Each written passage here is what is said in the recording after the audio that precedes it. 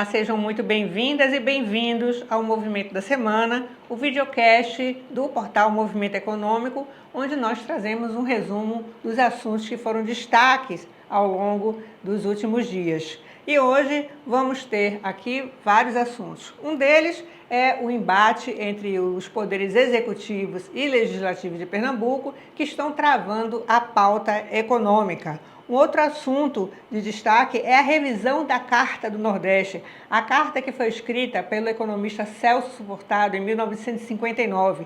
Ela está sendo revista diante das grandes mudanças que estão acontecendo no Nordeste. E a gripe aviária, que teve casos aqui suspeitos no Ceará e também em Minas Gerais. Você também vai assistir um pequeno resumo da entrevista que o superintendente do Banco do Nordeste, Hugo Queiroz, concedeu ao movimento econômico. Essa entrevista completa você vai poder assistir no final de semana no nosso portal ou no nosso canal do YouTube. Nós vamos falar sobre a reação da sociedade civil diante dos embates entre os poderes executivo e legislativo em Pernambuco.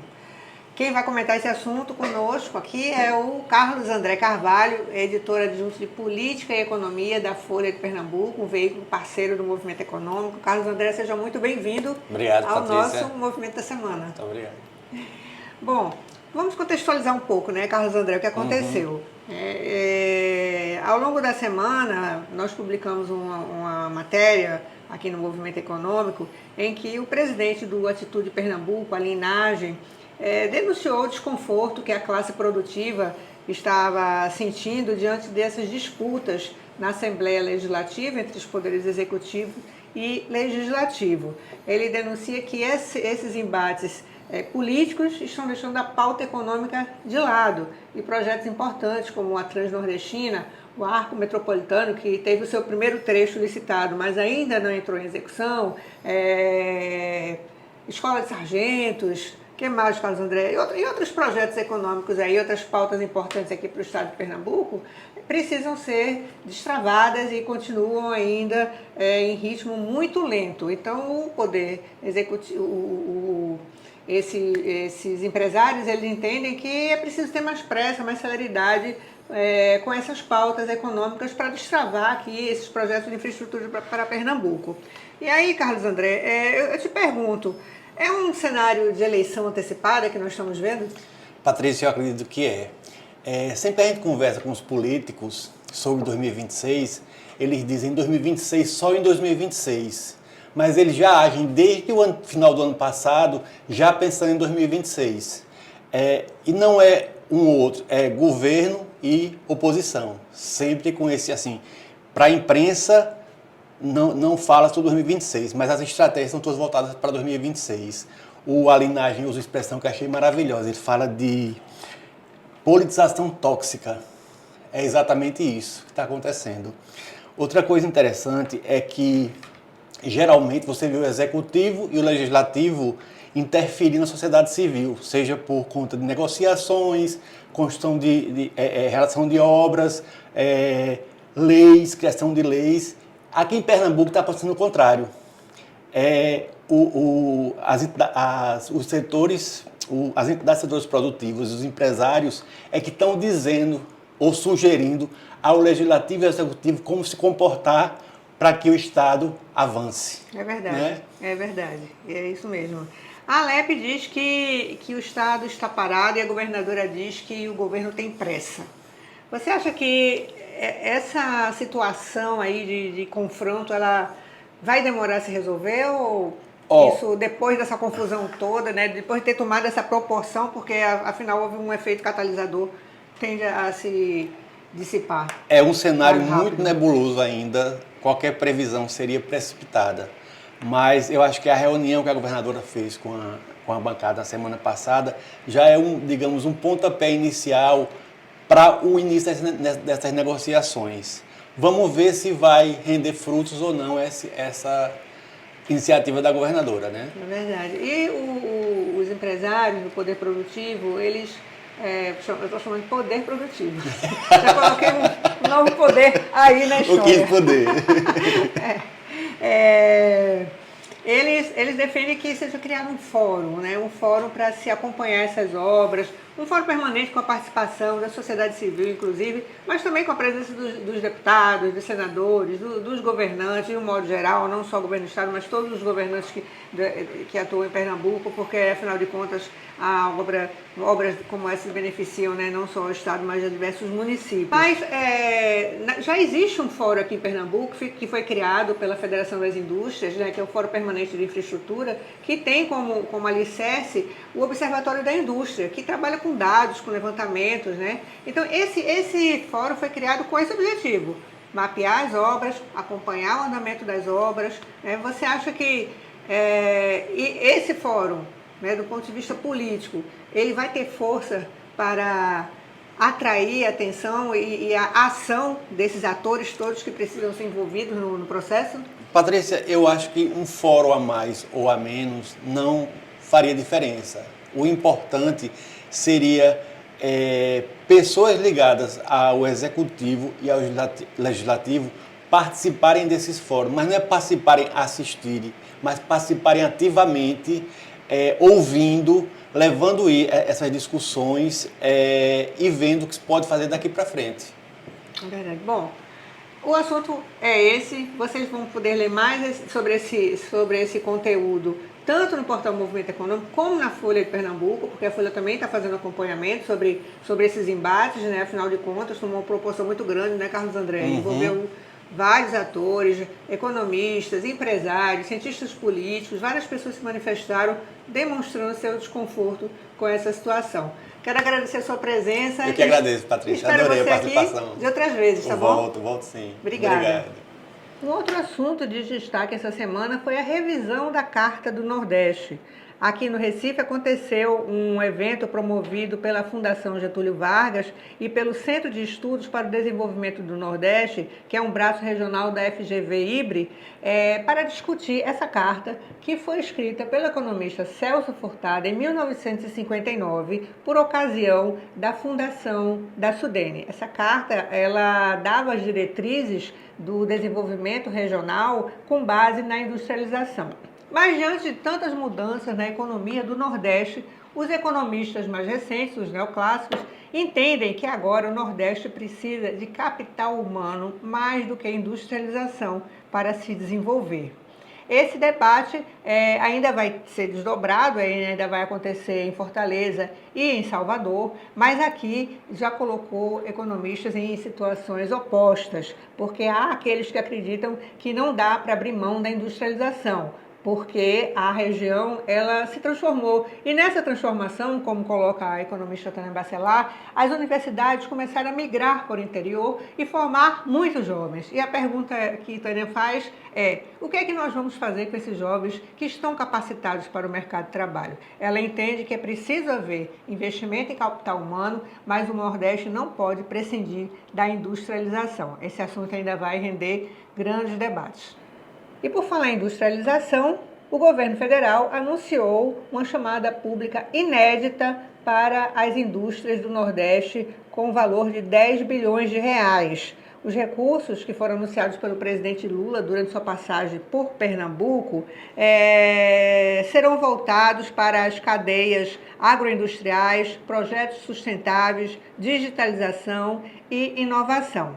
Essa iniciativa é apontada pelo governo federal como estratégica para reverter décadas de desindustrialização na região e promover um crescimento com base em novas tecnologias.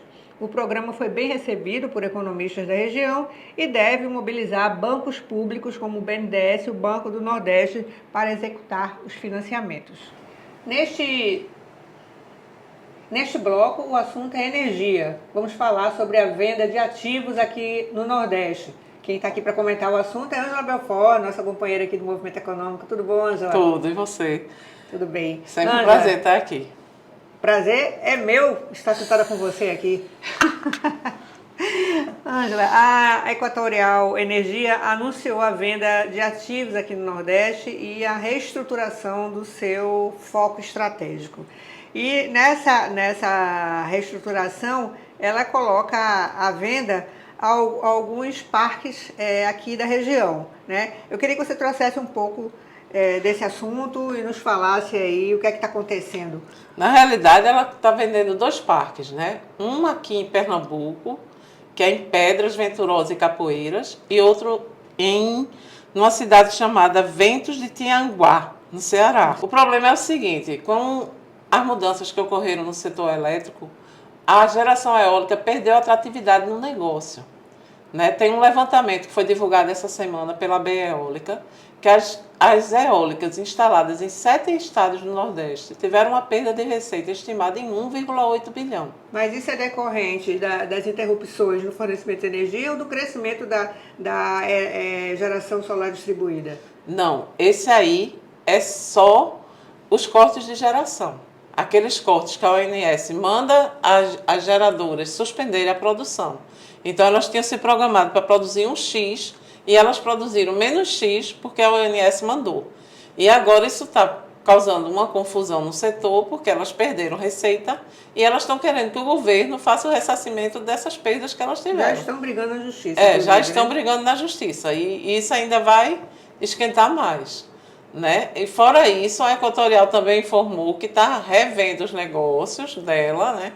Vai se concentrar um pouquinho na área de saneamento, então ela está saindo um pouco dessa área de geração eólica. Você acha que esse movimento da Equatorial pode ser seguido por outras empresas que estão atuando aqui na região? Pode sim. Inclusive há consultores que dizem que isso vai acontecer. E que não vai acontecer só de vender os ativos, mas até de algumas empresas ficarem no prejuízo e colocar esse negócio meio stand-by. Pararem a produção e esperar para ver o que acontece. Né? Para ver o que acontece. Pode até nem se desfazer do ativo, mas dar uma parada para ver como vai ficar. Como fica esse mercado. Agora, isso é muito ruim, não só para o Nordeste, que hoje é o maior produtor de energia renovável, né, aqui do país, mas para o próprio país, que utiliza, que depende dessa energia do Nordeste. É né? péssimo. E também traz insegurança jurídica. As empresas que estão investindo nesse segmento se sentem inseguras, né, de fazer investimentos. Né? É péssimo porque essas empresas investiram, se planejaram. Esse parque daqui de Pernambuco mesmo, ela comprou da Casa dos Ventos, numa época que a geração eólica estava dando lucro. E agora está tendo esse problema de perda de receita. Então é muito ruim para o país como um todo, porque essa energia estava sendo exportada para o Sudeste, que é o principal mercado consumidor. E agora essa energia vai fazer falta e a gente, tendo energia eólica mais barata, vai consumir energia térmica mais cara. É verdade. É triste. Muito obrigada, Ângela, pela sua participação mais uma vez aqui no Movimento da Semana. No setor de petróleo também tivemos notícias importantes essa semana. Na Bahia, a Petroborn anunciou 84 milhões em investimentos para ampliar a produção de gás e petróleo. Ela reativou plantas de ureia no Nordeste, mas o mercado segue preocupado com a escassez de fertilizantes e dependências logísticas em outras regiões. Agora o tema é gripe aviária. Houve um alerta sanitário e há casos de investigação no Ceará e em Minas Gerais. Paulo Gates, nosso editor aqui do Movimento Econômico, vai nos dizer o que é que isso representa para o setor avícola. Que ameaças isso traz para a nossa economia? Aparentemente a situação está sob controle, né? Inclusive nessa semana o governo federal, o ministro da Agricultura, disse que o caso do Rio Grande do Sul, que foi onde detonou todo esse temor, né, está debelado, tem um prazo de 28 dias para se tentar voltar a ter a regularização e começar a voltar a exportar. Para o Nordeste isso é importante porque, de certo modo, a gente não temos casos, o caso do Ceará foi descartado, mas esse frango que é exportado e os países deixaram de comprar, ele poderia vir, de certo modo, impactar o nosso mercado regional. Então, realmente, nesse ponto aí, positivo é que as coisas estão melhorando. Outro ponto positivo que eu quero aproveitar também é a questão da febre aftosa. Essa semana também o Brasil recebeu um diploma de certificação de livre de febre aftosa. Isso tem muito interesse para o Nordeste. No Nordeste vem crescendo muito essa questão da exportação de carne. Saiu, inclusive, uma pesquisa do Banco do Nordeste, da ETN, mostrando que está havendo uma descentralização na venda de carne de Nordeste para o exterior e puxar para o Pernambuco. Pernambuco cresceu bastante essa exportação. Nos primeiros né? 2 meses cresceu 375%. É um crescimento muito expressivo, né? É. Certamente isso tem relação com o frigorífico da Master Boi, né? Totalmente. O pessoal diz exatamente esse é o fator Master Boi, porque cria toda uma cadeia de distribuição, novos clientes, novos fornecedores. Então, isso é um ponto muito importante que pode crescer muito mais aí nos próximos anos. Muito bem. Paulo, e você fez uma matéria sobre cachaça, né? O que é que essa matéria aí traz de novidade sobre a cachaça? Devia ter uma cachaça aqui para fazer um brinde, né? Porque os números foram muito positivos. O Nordeste cresceu maior do que a média nacional. São 20 novas cachaçarias no ano passado. Isso gera emprego, isso gera imposto, né? Tem encaminhamento da bebida do consumo responsável. Mas é um setor que o pessoal reclama muito de não ter um olhar do governo em cima da capacidade e do potencial que isso tem. Mas, de modo geral, a Paraíba é líder no Nordeste. Uma cidade do Ceará, Viçosa, superou Salinas, que é uma cidade mineira que é muito famosa pela cachaça. Tem uma cachaça muito famosa, né? Mas hoje Viçosa tem mais cachaças do que a própria Salinas. Então, é uma coisa que pode render turismo também. Tem estados que têm um roteiro da cachaça. A Paraíba tem um roteiro de cachaças, né? Tem consolidado nesse ponto aí. Alagoas também tem muito forte nisso. Pernambuco tem? Eu acho que oficialmente eu não lembro de ter visto em sites de governo de turismo esse roteiro, mas há produtores interessantes. Eu também desconheço, mas tem cachaçarias em lugares interessantes. Tem a Sanhaçu em Xangrande, tem a Triunfo lá, em Triunfo também, né? Que inclusive é uma visitação turística, a cachaçaria Triunfo lá. E sem contar que temos a Pitu, né? Que é uma das maiores exportadoras do a Pitu do e Vitória de Santo Antão, que também também permite visitação à sua unidade, suas instalações, assim como a Sanhaçu, né? Então, assim, pode não haver um roteiro oficial, mas que tem possibilidade de fazer turismo em torno da cachaça Pernambuco, tem. Pronto, o manuário está disponível no site, você pode entrar lá e ver exatamente a distribuição por estado e esses detalhezinhos curiosos. Ok, Paulo Gates, muito obrigada pela sua participação mais uma vez aqui com a gente. E para fechar essa edição, vocês vão assistir agora uma pequena parte da entrevista que o superintendente do Banco do Nordeste em Pernambuco, o Hugo Queiroz, nos concedeu para falar dos planos e do desenvolvimento econômico em Pernambuco a partir das linhas de crédito do Banco do Nordeste. Porque o retrofit, até certo tempo atrás, não era visto com muito interesse pelo setor de construção civil, porque sempre era associado a um custo maior de obra, né? E nós temos visto mais retrofit aqui em Pernambuco. Só que, graças a uma intervenção da Sudene, foi possível também estender o retrofit para o Centro Histórico do Recife, no sentido de tentar revitalizar esse centro histórico. E o Banco do Nordeste abraçou essa causa e começou a ofertar crédito para retrofit. Como é que anda a procura por crédito nessa área? É uma boa colocação. Primeiro, a pauta do banco é tudo que traz para a região desenvolvimento. Então, chegou essa avaliação que era estratégico para o banco, lógico, a partir da mobilização da Sudene, de alguns entes privados, da sociedade civil como um todo, fazer com que algumas regiões menos privilegiadas fossem mais atrativas para investidores. Então, quando você entrega para o investidor um pacote completo de solução que envolve benefício e incentivo fiscal, financiamento numa condição diferenciada por parte de alguns órgãos municipais ou estaduais, uma ou outra questão que desburocratize o processo, a gente consegue fazer com que o olhar se abra a lupa para certas regiões.